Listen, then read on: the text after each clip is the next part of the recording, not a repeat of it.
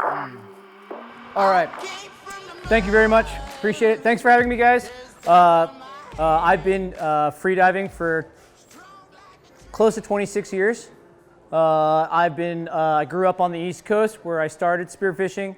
I moved out here about 18 years ago, and I've pretty much been around the ocean my entire life. Started with a little Voigt spear gun, and just grew from there, shooting sea robins, striper, things like that. When I moved out here, I was pretty arrogant. I thought I was pretty bad. I walked up to the boat, the Horizon, and I said, I'm a pretty good diver, and I think you should hire me. And I got real lucky, and the Horizon was looking for a deckhand. They asked, can you pass a drug test? And I said, yeah. And at the same time, a guy came out of the lazarette and was like, I can't figure out these wires. And I'm like, I know electric too. And they asked me if I could start Friday. 6.5 years later, I rose to captain of the Horizon. On that boat, I've traveled all over Baja, Mexico. I've gone around on 22-day trips. I've been out to Guadalupe. I was at Guadalupe for a month. So I've seen real big bluefin out there, yellowfin. I've had some really amazing adventures thanks to Horizon Charters. From there, I got picked up by Aqualung, where I worked for Aqualung as a repair technician for the scuba side until they purchased Omer. So they purchased Omer in 2015. And at that time, I said, you know, I'm going to learn everything there possibly is about this product. And that's how I got the position as product manager, was because I just studied every single thing I could devour about the brand. And I was the most knowledgeable person in the company. So they brought me on as product manager. Recently, 2 years ago, I became the division manager of Omer. However, the only official title became this year. So recent, but not recent. If you're not already familiar with the brand Omer, we were started in Italy.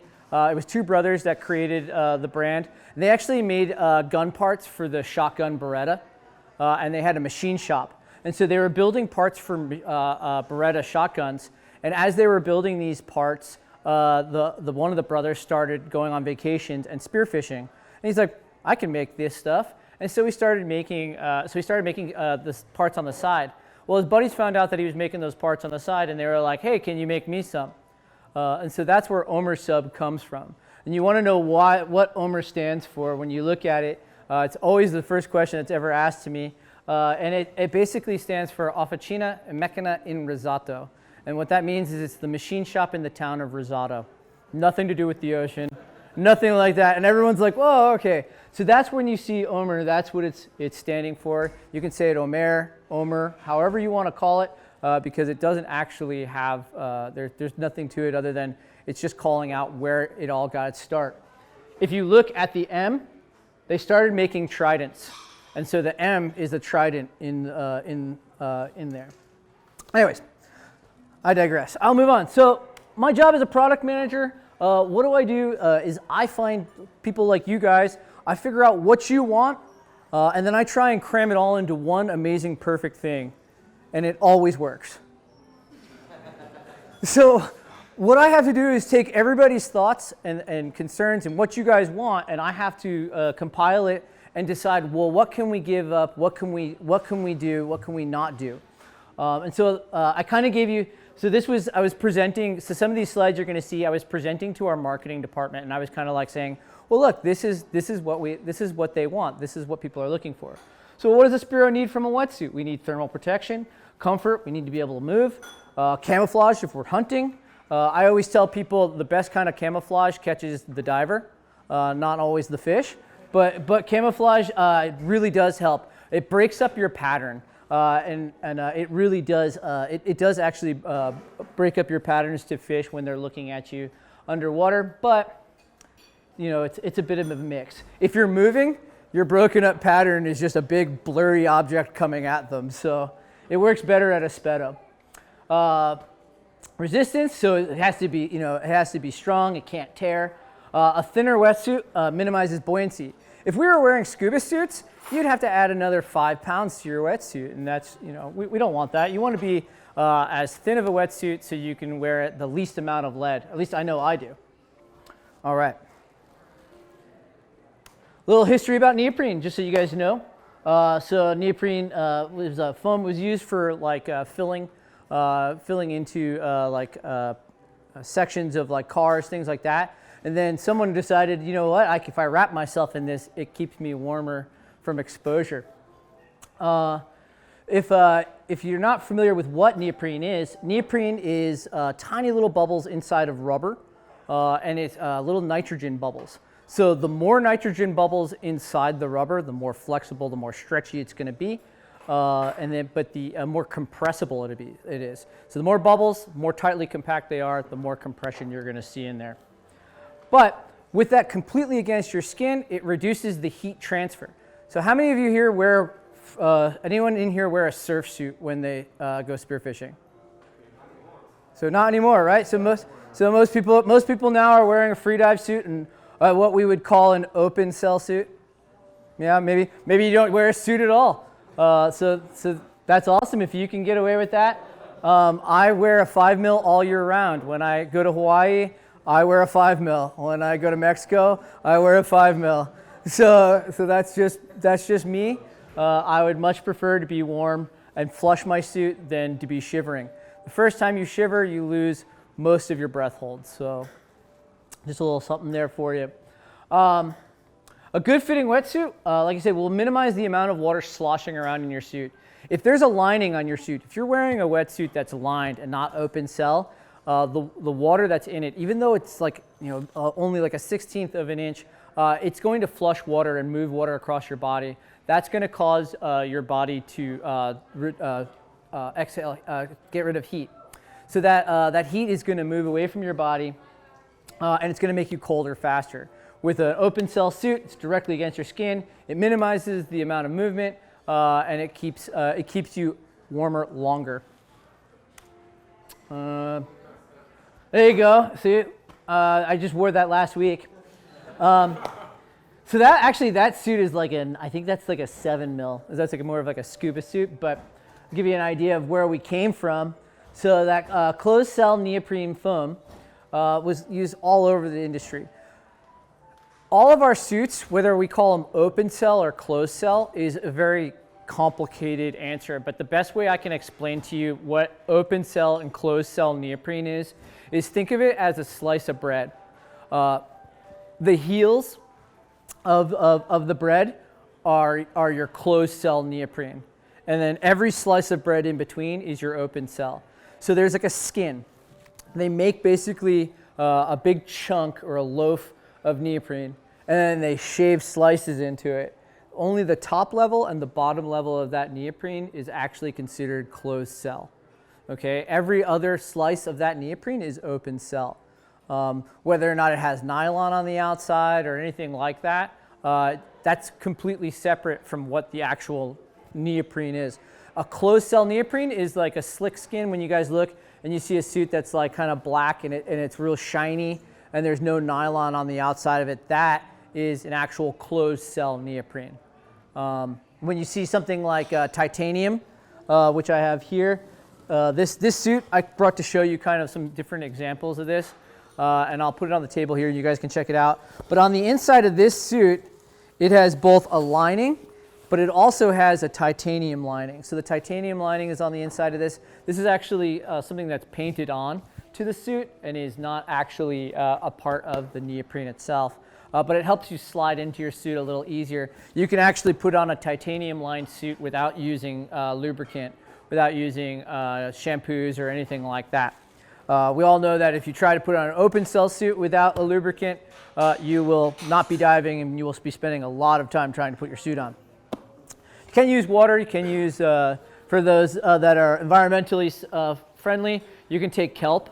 If you didn't know this, you can take kelp and put it inside your suit and splash it all around, and the slime from the kelp will actually help you get into your suit if you forget your shampoo for the day or you don't have shark snot or anything like that. So yeah, moving on. So I kind of showed a couple of, I have a lot of wordy parts to get through, but just to kind of get, to show you guys a little more. It's a little bit some of the harder parts. In the 60s, O'Neill added the nylon, which made the suits a lot more durable. This is what a surf suit looks like, if you're wondering. So there's your open cell. Okay, there's what we call it carpet, but that's your like lava core or any type of like surf suit has like a lining on it. That's your lining. So water just flushes straight through here. So that's why, like I said, we have our suits right against the skin, and you don't have to worry about that. All right, and I totally didn't realize that cut that off. A gimmick that you'll often see in wetsuits when people are selling wetsuits is that they're like triple glued or quadruple glued. There's really no such thing. They're double glued. You really don't go past that. Most suits are glued and then they're stitched. Okay, so you got the single thread blind stitch, and then you have the double thread blind stitch. All of Omer suits today are double thread blind stitched, and so the blind stitch helps so that you're not getting it up against your skin, things like that. These are all the kind of things and research that's put into it, and we're checking with we always check with the consumer and try and see, what is it that you're complaining about? I constantly go to Josh and I'm like, okay, what is it now? Josh hates the seals on my suit. So what am I constantly doing? Trying to find alternatives to these, to those things. Do we put a blind stitch? Do we put a double blind stitch in there? Like what's gonna make this work better? So tell your shops when you go in there, tell Josh, tell whoever it is. I'll leave my card. You guys are always welcome to find me. I'm Pacific Rover on Instagram if you want to find me. I'm very easy. I'm happy to talk to you. If you've got a complaint or a comment about something, tell me. I'm happy to listen. A little bit. So this is where we arrived today. So we went from all those big, thick suits, things like that. Today we have the stone suit pattern. Some of you guys are diving in your stone suits now. Some of you guys may have had an older Omer suit. I can tell you that the Omer suits today are hands down one of the best suits on the market. They're the most flexible, they're the most resistant, and they're really very comfortable. I couldn't have told you that 5 or 6 years ago.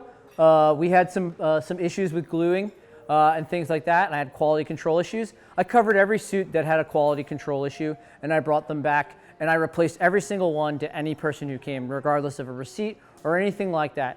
I looked inside the suit, saw the PO number that was inside of it, and I replaced it for every person with a stone suit. Our stone suits now, ultra stretchy. I brought a sample up here so you guys can play on it, pull on it, do whatever you like on it, and check it out. But same thing, they're open cell, reinforced loading pads, have abrasion on the knees, wrist and ankle seals. We haven't gotten away from those yet. I did, however, put a fused cuff on the 3 mil.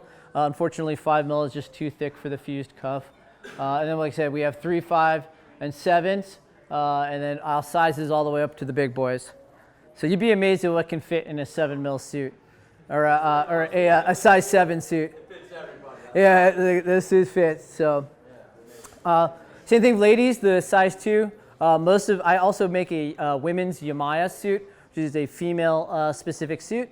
However, I have had a lot of women come in and actually tell me that they like the stone suits in the size 2 much better, or any one of the sizes. But I have a couple of athletes that constantly are giving me a hard time about the Yamayas, and so I stuck them in the stone suits, and they are very happy with that. Okay, masks, things like that. I kind of just go through it. We make all kinds of masks. They're all low volume. We have camouflage versions of our masks. All of them are low volume. Even our highest volume mask is a low volume mask. I'm sure that for the most part, all of you know why we use a low volume mask. And that's just because the deeper we go, we want to make sure that we can clear our ears, we can clear our mask. And so the lower the volume, the less a gas that you're going to be using to clear it out. Some new ones, I like to consider these the Heinz 57 collection. We've got a yellow and a red mask in one of our best-selling masks, which is the UPM1, which I may or may not have one to raffle off tonight. So not a color one, a black one actually. Free stuff. Snorkels, we all know we use J Snorkel. It's the easiest one. You can put all kinds of other stuff on there, but you know, really all you need is a J Snorkel. How many of you are diving with a Marseille belt? Is anyone here not diving with a Marseille belt and using like a nylon belt? No? Everybody's got some sort of a flexible, stretchy belt? All right. So the Marseille belts, we all want to make sure that you're using a Marseille belt because they compress with your body. When we're designing things, we want to make sure that there's a good amount of flexibility in these. I recently designed the plastic buckle for travel, so it's a little lighter because every pound counts when you're stuffing things into your bag to fly. And recently, I've actually been told in Mexico that you're not allowed to fly with it around your waist anymore. In the old days, we used to just wear them onto the plane, but apparently it can be construed as a weapon now. So in case you're thinking about flying into Mexico with your weight belt around your waist, it's not allowed anymore. They now consider it a weapon, a bludgeoning device. But yeah.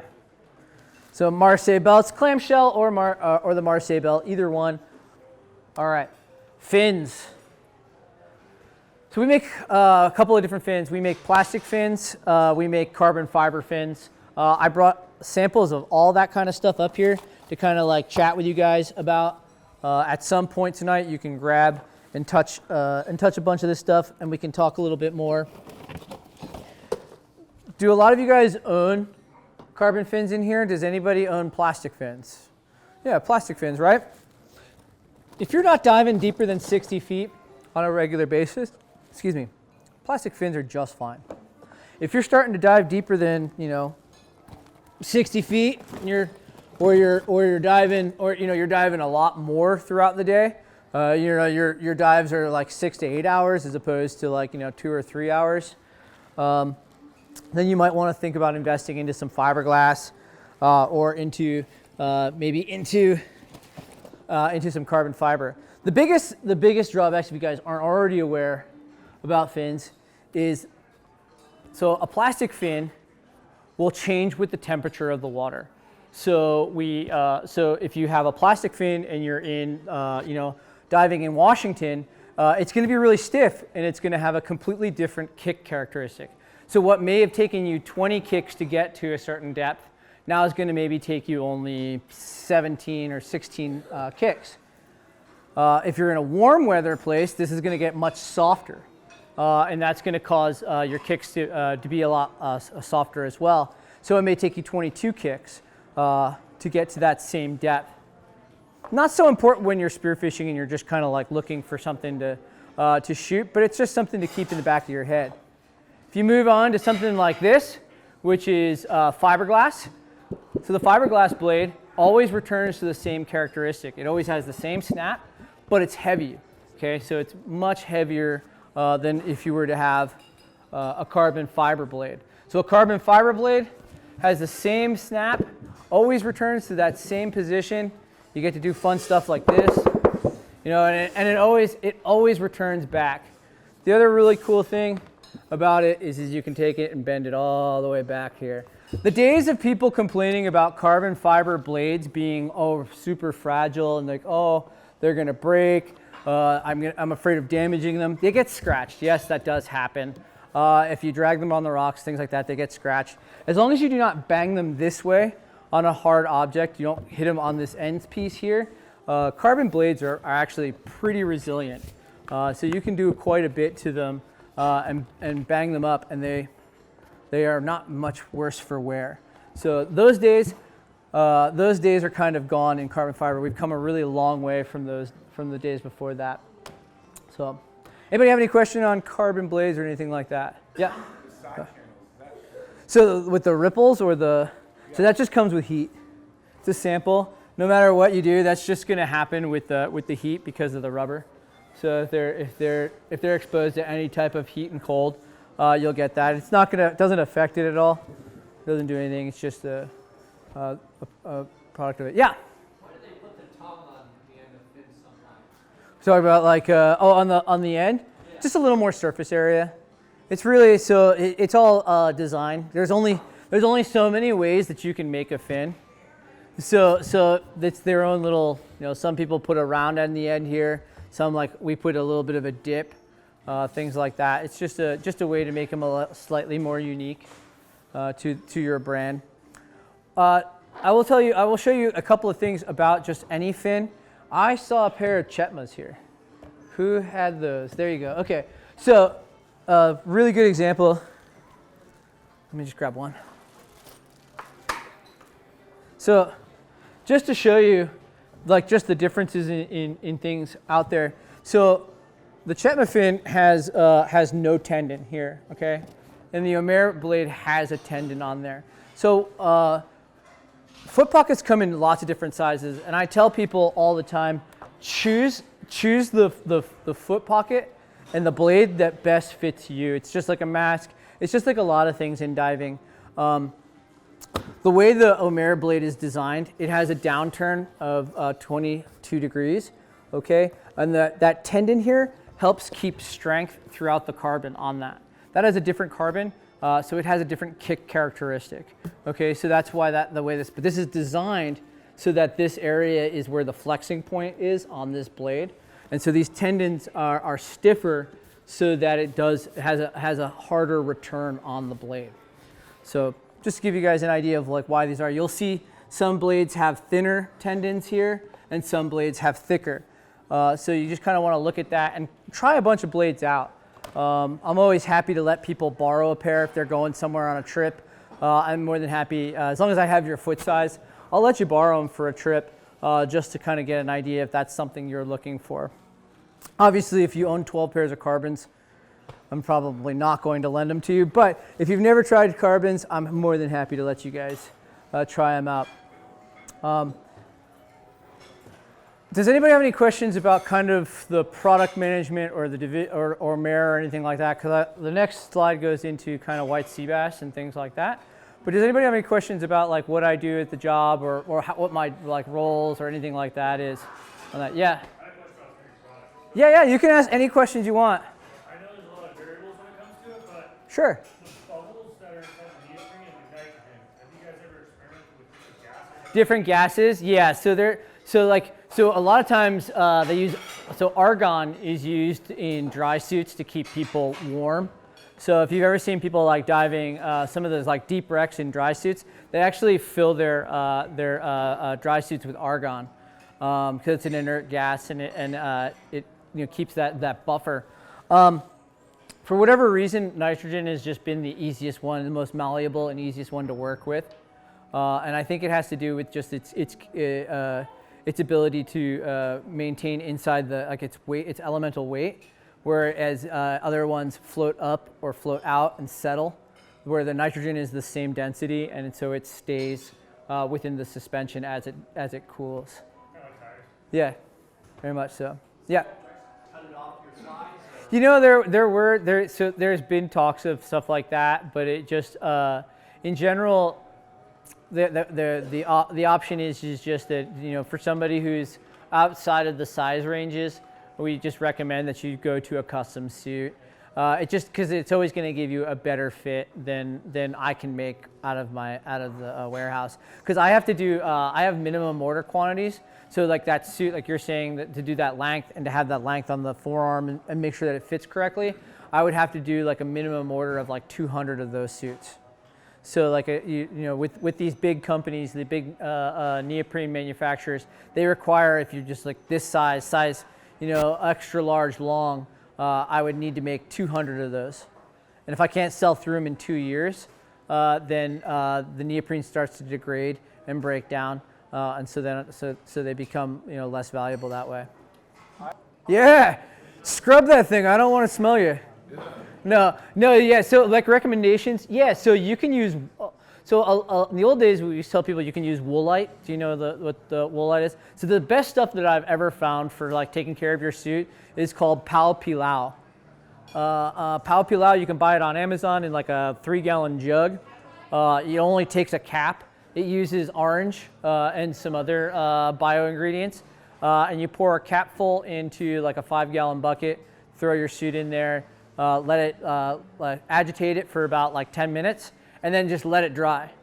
And it actually conditions the suit, kills any enzymes that are in it. The biggest thing that gets your suits is going to be, there is a little biologic, we call it, a little enzyme, a little like an amoeba or something that eats glue.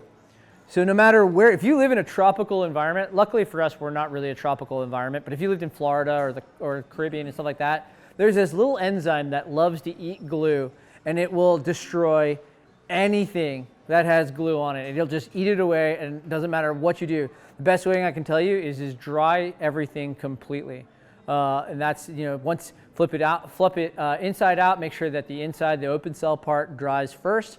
Once that's dry to your touch, flip it around, get the outside, the nylon side dried, then flip it again so that you can get that internal part dried again, because sometimes it'll get condensation in there. That would be my suggestion. Don't store your suit in the garage if you park your car or have your lawnmower in the garage. So why you might ask that? Because of the fumes coming from your gasoline products, your petroleum products, and the exhaust from your car will eat neoprene at a very high rate. It'll accelerate the destruction of your neoprene. So as long as you're not parking your car and running it in there in the garage all the time, totally fine. I don't park in my garage, so all of my dive gear is in a big pile. So don't listen to what I tell you. Don't necessarily follow what I say. But yeah, it's one of those things that will make the neoprene much more brittle if you don't watch out for that. Yeah. So you can silicone, I've heard, is it depends, because it eats through it's a petroleum-based product. So if you can use if you can use a petroleum, like Vaseline not so good on silicone on like items and things like that. So but you can. I don't really see that it prolongs it at all, because it's like I think just using like woolite or something of that nature. Yeah. What about like mouthwash? I've used that for less than years. You can use mouthwash, yeah. You can use mouthwash. You can use there's what's that one? Hibiclens. Hibiclens is real good. It's another really good one. Like I said, a cap full of mouthwash, a little bit of Hibiclens or woolite, and just like a little cap full of woolite will take care of the neoprene. Yep. I use Dr. Bronner's from like Oh, the Target or Bronner's, whatever. yeah. Scented stuff. It's got no Yeah. whatever it's called. Like I said, the Pal Pull Out, it cleans it, it pulls dirt out of it, and it conditions the neoprene. So that's why I use that one. It's all in one. What's that? Pal, P-A-U, Pilau, P-I-L-A-U. Yeah. So it's like a Fijian, I don't know, detergent. All right. Any other questions? Yeah. Anybody else? All right. Great. Now on to what everybody really wants to know about. Killing croakers. All right. All right. White sea bass. What is it? Astracanus nobilis. The great white ghosts of San Diego, Southern California. They're real easy. Anyone will tell you. You just go right off the beach anywhere there's kelp and just look down and you'll shoot one. I say that they're much easier to shoot today than they were 20 years ago. But with that being said, they're a tricky fish. Some people tell you don't kick hard on the surface. Make sure your fins are under the water and don't make any noise. Some people are like, you gotta move really, really slow and just slowly move through your the dive spots. I've got a couple of different techniques that I use. One of them, I do not move slow at all. I move from room to room to room, and I section and I square off an area of kelp, and I'll move down one way, and then I'll move over to the next kelp frame, and I'll come back, and I'm chugging. I'm not going slow at all. I'm going down. I'm punching dives. I'm hovering at about 20 feet, and I'm just moving. And basically, I'm moving and looking for fish. If I see no signs of bait, if I see no signs of nervous bait, and I don't see any other signs, I'm not hearing anything, then I'm trying to cover as much possible ground as I possibly can. The second I hear a croak, I hear a boom. Well, if you hear a boom, the game's over. But well, not necessarily. But yeah, you hear the boom, and at least that dive is over. Because I've had many times where I've heard booms, and then as I was coming up, a fish has gone right by me. So just so kind of one of those things where you kind of you want to like move until you start to hear croaking, something fishy. Maybe the mackerel are coming around and they're all banged up and they look like they're missing scales, things like that. And that's when you want to slow down. That's when you start making dives. If the water's really, really clear, you want to use the kelp as kind of camouflage. So you move to the corners of the kelp bed or to the corners of like the room, the stalk, and you want to kind of move down the stalk. This way, if you move down the stalk, your pattern's being broken up by the kelp, and if there are fish moving through one of the rooms, they don't necessarily notice your large body in the center of it. If you dive into the center of each room, chances are you're going to get spotted before you spot them. A lot of techniques that I use when the visibility, which worked for Josh the last time, it was a long time ago, it was a little while ago, it was like 2 years ago, dive down and look up, because sometimes the visibility is so terrible, but with the light coming through the kelp bed, you can see the silhouette of the white sea bass. And so that's another technique that you can use when visibility is bad. Get deeper than you normally would be and look up towards the light, and you'll be able to see outlines. You'll be able to see the kelp stalks, and you'll be able to see their kind of shadows coming into it. I've croaked and had them come in. So I've sat there and I've had fish kind of come out like, what are you doing? You'll hear them. They kind of sound like a Krieg, chug, chug. Completely different than all the other like grunts and things like you hear in the water. But when you hear a big white sea bass on the bed and he's looking to mate, he kind of sounds, and he's like, Krieg, chug, chug, Krieg, chug, chug. And it'll continue, and it'll get in your chest. When the fish is really close by, you'll feel it more than you hear it. Otherwise, you can hear it, and it could be a quarter mile away out in 100 feet of water, and you would still think that he was right next to you because of the way the sound travels underwater. So if you don't feel it in your chest, the fish is most likely not as close as you think they are. I had the pleasure of taking some of the Hawaiian team diving. We went looking for white sea bass. I never shot a white sea bass ever before. I have this habit of taking people who've never shot white sea bass. I'm sure you guys all know about it. Adventure man Greg. Greg Kane. I took Greg Kane out and put him on a couple of white sea bass. And he literally got in the water. We parked the boat, got in the water, and I said, everyone jumped in the water, and they were going all these directions. And I said, Greg, go that way, 100 yards, work towards up the kelp bed. And I'm like, dive 20 feet and just hover in the room. And he goes out there, and next thing I know, like 10 minutes later, he's screaming and hollering in the middle of the kelp bed. And I'm like, shh, shh, like stop making so much noise. And then he comes back, and he's got a 60-something pound white. So just a couple more little pictures if you've never seen one before. So all of these fish were all 35. So there's the ending of the day, which is Mexican limits.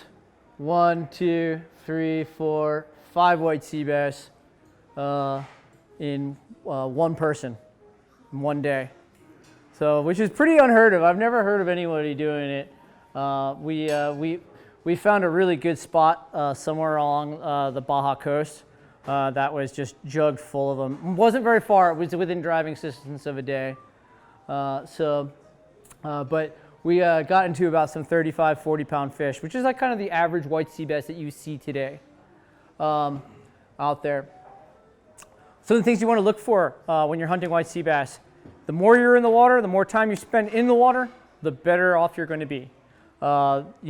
It's a time thing. If you spend more time in the water, what can help you with that is looking at tide schedules, okay? Looking at the moon calendars, things like that. So you want to find you want to look at either the slack tides, whether it's the incoming slack or the outgoing. But you want to find those slack tides, and that's when you want to be in the bed during those times.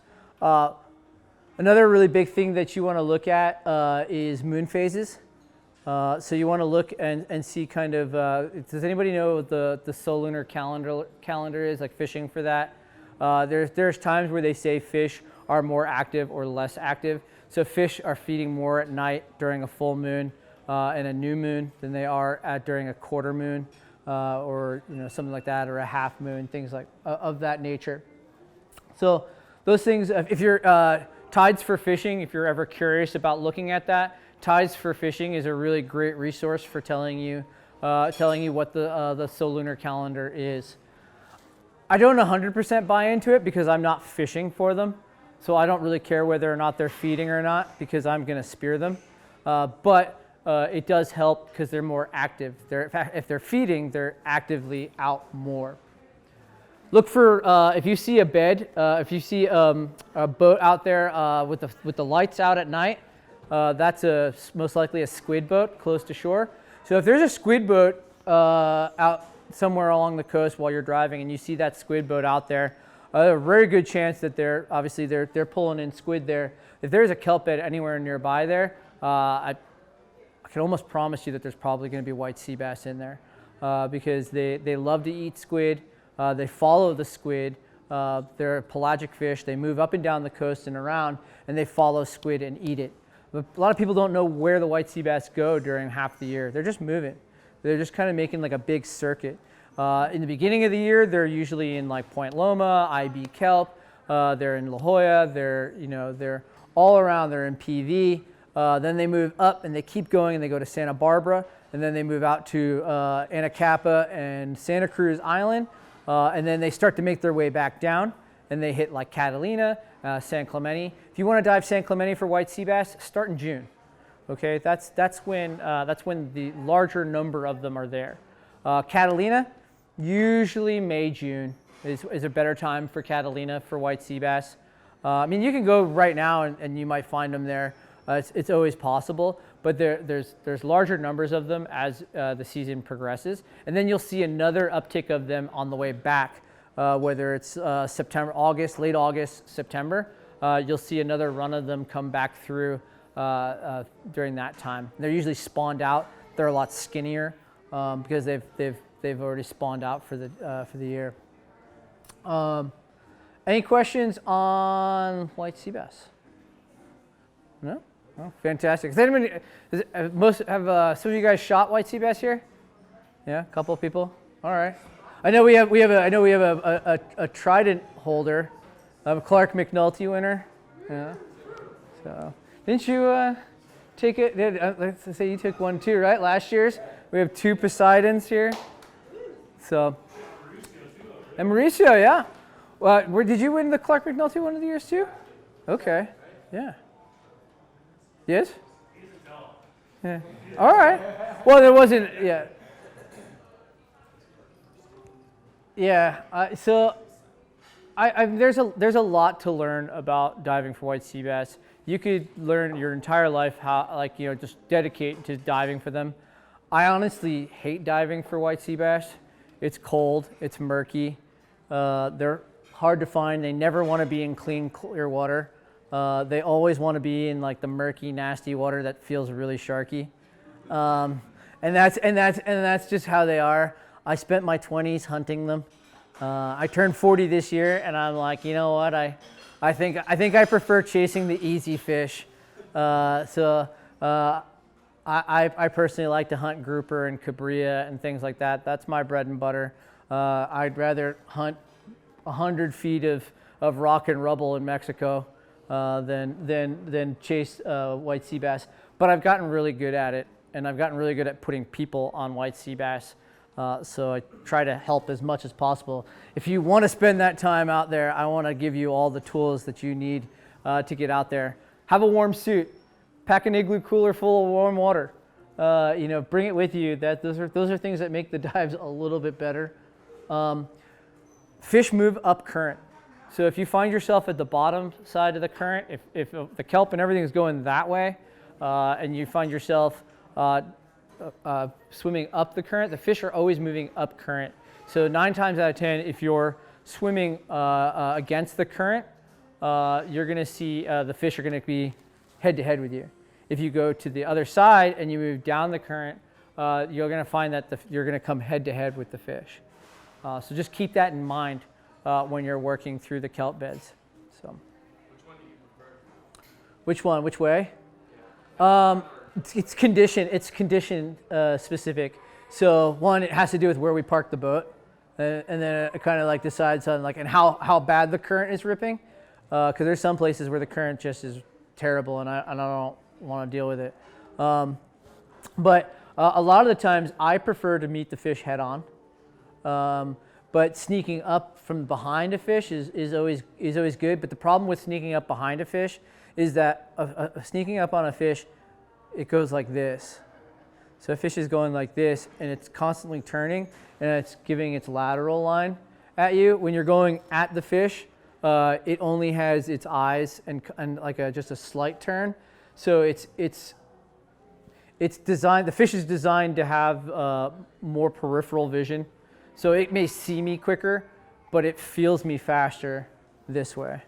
So that's so if you're not already aware, white sea bass have a very very pronounced lateral line that runs down their body. A lot of times people are like, "Oh, the fish heard me." The fish probably did hear you, but what it really did was it felt you. Its lateral line feels all the changes in the water. So it feels pressure changes.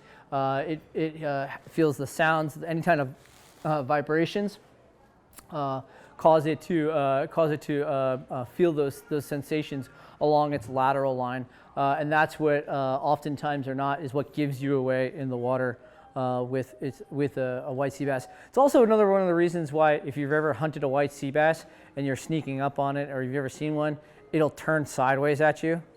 Because it's trying to get an idea of like what's near it and what's behind it. So it relies heavily on those lateral lines because it likes murky water. And so it usually helps you get a really nice broadside on it too, though. So, all right. What do you recommend shooting white sea bass? What do I recommend shooting white sea bass? If you've just started shooting white sea bass, hunt with a float line. That's my number one suggestion to you because I've seen too many people try and hunt them with a reel, and I've watched the reel lock up, and I've watched your gun and the white sea bass go off into the darkness. I've seen it happen. I'm a bad influence on this one. I hunt white sea bass with a flopper, but I hunt white sea bass with a double flopper. So it's a little bit different. But I do believe that a slip tip is a much better use to hunt white sea bass with would be with a slip tip on it. I hunt with a 110 centimeter or a 55-inch gun, depending on what you're using, a wood gun or a Euro style gun. I like Euro guns because they're real light, and I can make them nice and tight against my body, and I can move around and swing them very easily in the water. Big wood guns, you don't need a ton of power to shoot a white sea bass. Most of the time, the visibility doesn't give you that kind of power distance anyway. 2 bands is plenty enough. I shot my first white sea bass on a single band 100 centimeter gun. So I mean, it really doesn't need a ton. Float line 100 foot, kelp carrots work. If you can't afford a kelp carrot, I like a kelp carrot just because it gives a little bit of visibility. If you can't afford a kelp carrot, or I don't know, are there other options today? The snake, the gannet snake. If you can't afford something like that, go buy a wiffle ball bat and put what do you call it? One of the spring washers on the end. Pour the line through there and just put the little nut and bolt on the end there. On the other side of it, and that'll work just as well as a kelp carrot or anything like that. Foam wiffle ball bat, that's the better one. It floats. The reason I say that is because I have watched people shoot white sea bass, and have a hold of the float line under their arm and be like, I got this, I got this, I got this. And then the float line goes right out of their hand, and it's like a little noodle just going off into the distance. And we actually, a gentleman named Robert Bruins and I were diving the barn kelp many years ago. And I shot a fish, our other buddy Tom shot a fish, and Robert shot a fish. And we watched Robert as he was fighting this fish, and I'm shouting to him from the surface. And he doesn't do anything, and he just watched the float line go out of his hand and gone. And it was a white float line, but that fish was like a freight train heading out to deep water. And a week later, a guy named Chris Campbell called us up, and we were like, "Did you just lose a float line in the barn kelp?" Like, yeah. He's like, "Yeah, I found it. It was like tied up in the kelp. It still had the fish on the end of it."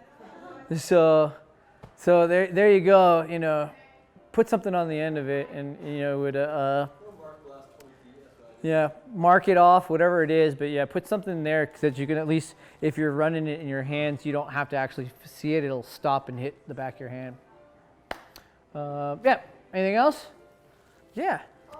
When shooting these, what's their fish pattern when they get shot? Do they go straight? So that's a great question. White sea bass run. The second you, unless you stone the fish and hit it in the spine, if you hit them in the spine, they flip. They just roll right over. But if you hit one, they start running. And if you let them run, my recommendation is to kind of let them go. You can put a slight amount of pressure on the float line, just a little bit. Maybe grab it, let go, just to kind of put a little bit of a stutter in it. They zigzag. And so then they tie up, and the float line will tie itself up into the kelp, and then hopefully it doesn't tie up, you know, at the very bottom of the kelp stalk, or 30 stalks. No, not always. It depends on where you shoot them.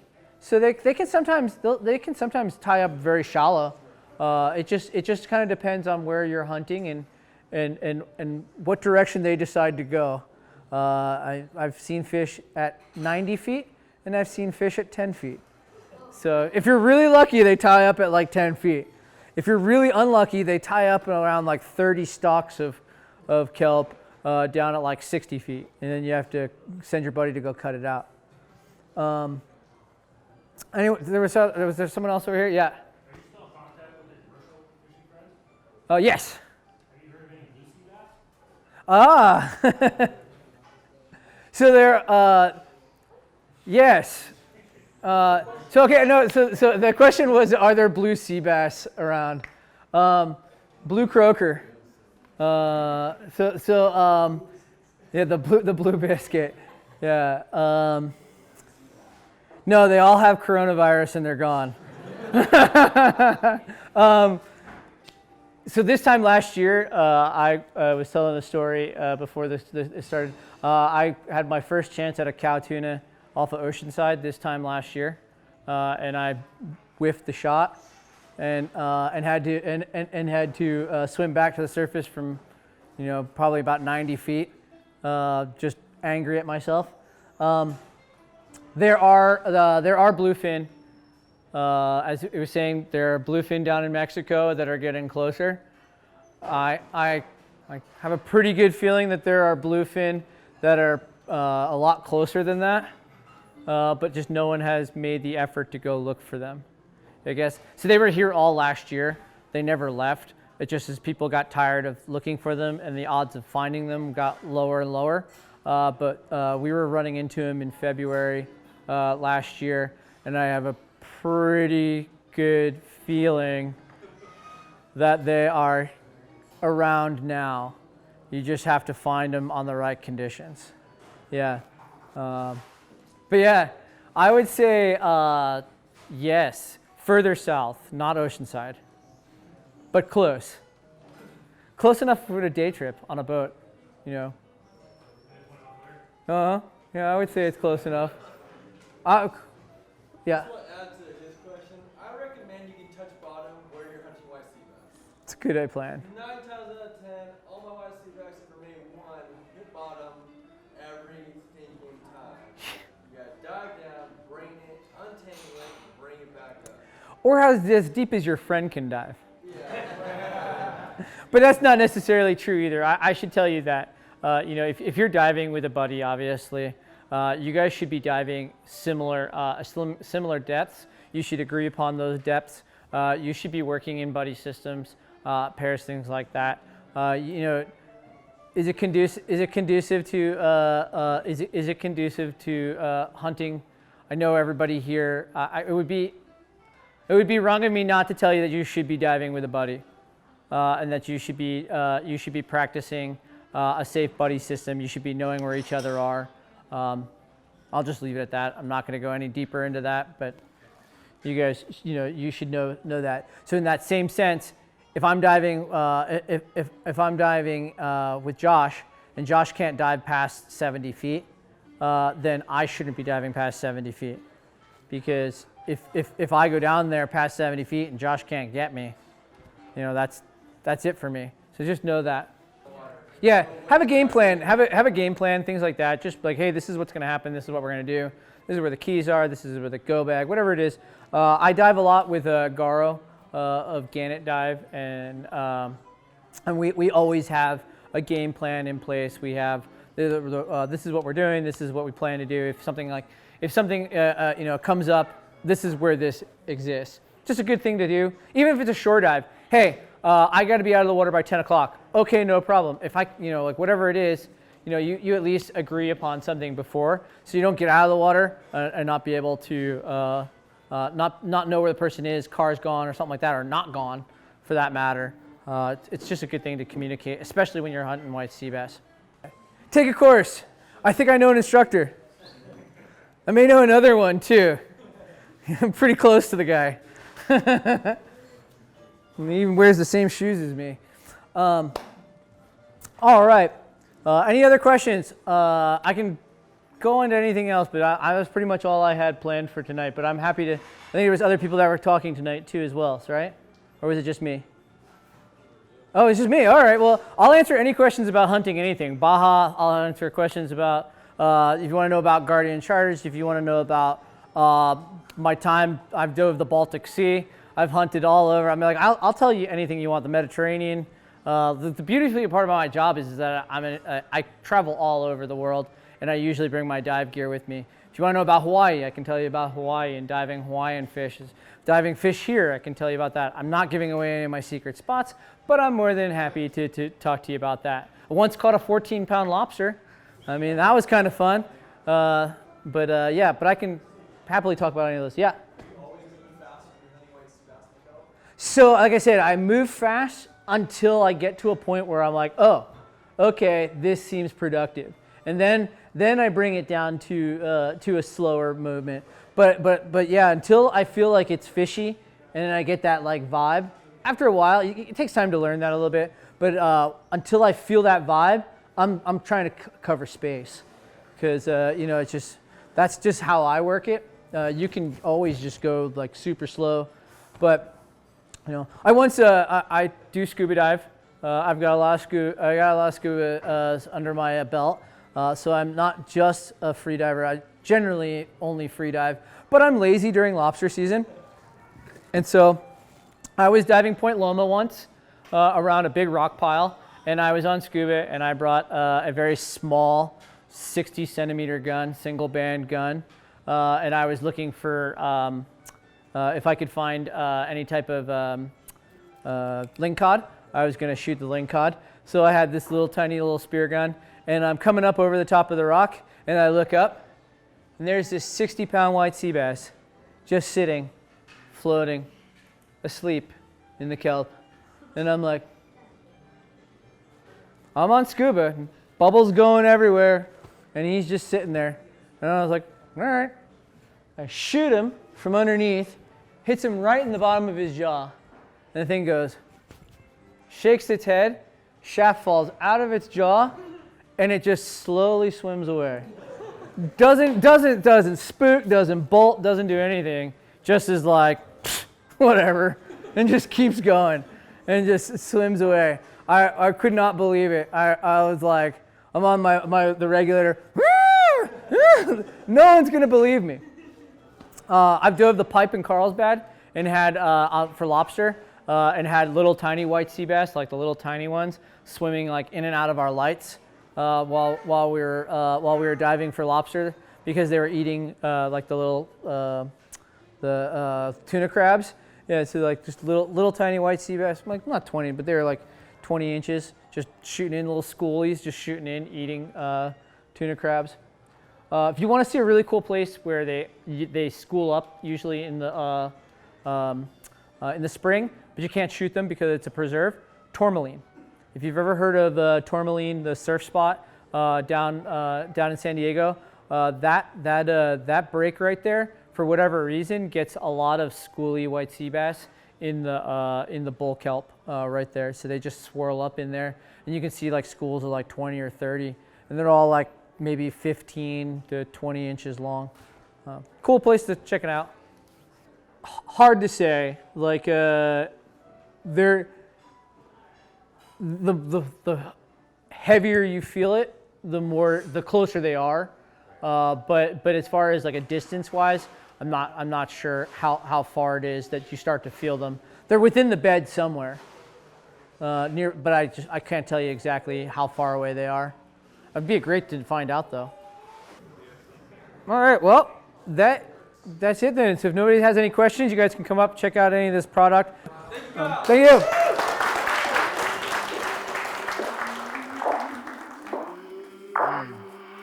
I came from the mud.